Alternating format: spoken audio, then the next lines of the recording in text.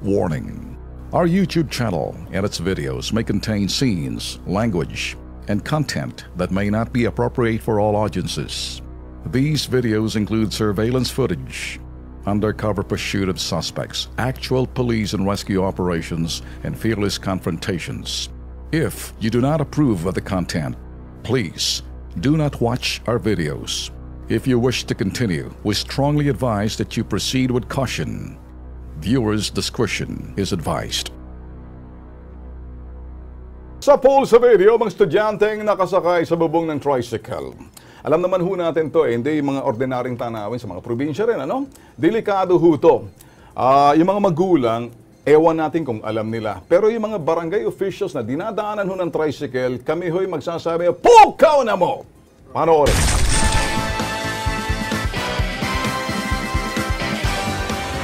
Panahon na naman ng tag-init. Preskong mag-joyride sa mga probinsya. Pero sa paglilibot ng KP team, kakaibang joyride sa bayan ng Mulanay, Quezon ang nasa pool ng aming kamera. Alas 7 ng umaga, papunta ng eskwelahan ang mga estudyante, lula ng tricycle. Dahil puno na ng pasahero sa loob, pati ang bubong ng tricycle, abay sinakop na rin. Hindi alintanan ng mga mag-aaral ang takot at peligrom posibleng sapitin habang binabagtas ang National Highway. Ilang sandali pa, saktong nahagip naman ang isa pang tricycle na overloaded din ng mga bata. Sus Mariosep! Pero teka, ang ganitong setup na aming nasa pool, hindi lang pala nag-iisa, marami pa! It's more fun in the Philippines, pero hindi nakakatuwa ang makita na para bang normal na lamang sa mga bata ang ganitong road trip papasok sa klase. Pabor man sa mga driver at estudyante ang ganitong kalakaran, hindi ito dapat konsentihin ng lokal na pamahalaan dahil delikado ito. Sa luwag ba naman kasi ng kalsada, wala man lamang mga traffic enforcers o mga kawani ng barangay na sumisita. Pukaw na mo!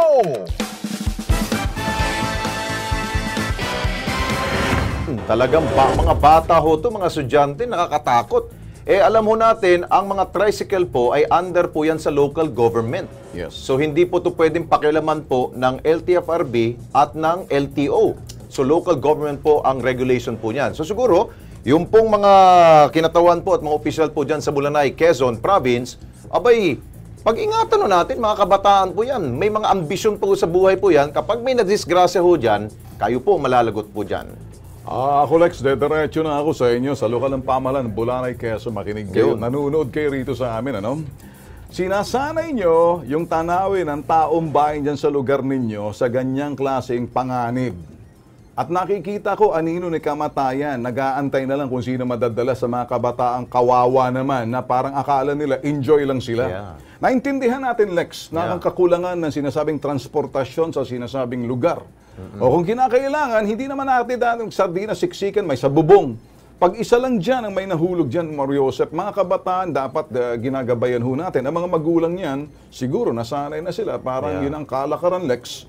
Panawagan na lang sa lokal ng pamahalaan ng sinasabi nating lugar ng Quezon na yan. Sa Mulanay. Sa Mulanay. Alam ko naman may regulatory body kayo dyan, TRO, Tricycle Regulatory Office ninyo, sa lokal na pamahalaan. Magtrabaho naman kayo mga tamad kayo mga kasanta, pero bang ewan ko kung anong ginagawa, papalaki kayo ng mga bombolyos ninyo, maayos nga kayo. Pero ang iba siguro rin, Ben, mukhang pinapayagan rin ito ng mga magulang ng mga bata. Dahil nga, tama. Kapag siguro pinasakay ho nila sa tricycle na punuan na, medyo may diskwento na siguro ho doon. Ma'am, tay, nay, pag-ingatan ninyo mga anak ninyo. Kung gusto ho ninyong sila po'y lumaki at meron pong pangarap pa sa buhay, pagsabihan nyo po yung tricycle driver na huwag nilang gawin ho yun. Delikado ho yun. Basta ang mahalaga rito, Lex, ano, dyan sa lugar ninyo sa Mulanay, Quezon, kinig kayo. Huwag niyong sanayin ang mga tanin niyo sa ganyang klaseng panganib. Sa bandang huli, akala ninyo, hindi niyo magugustuhan. Pero sa katagalan, pag nasanay na kayo, nawawala na yung sinasabing panganib, yung risk factor doon mga kabataan, ay enjoy lang sila. Pero pag may namatay dyan, sus Mariosep, nako, laking disgrasya, laking sakit sa ulo yan, mga magulang. At yung lokal na pamahalaan, kami ho'y kumakatok ho sa inyo. At hindi ho namin kayo inuupakan, alang-alang ho to sa mga kabataan sa lugar ninyo. Ang tanong rin dyan, Ben, yung bang mga tricycle po ba, meron po bang insurance? Wala.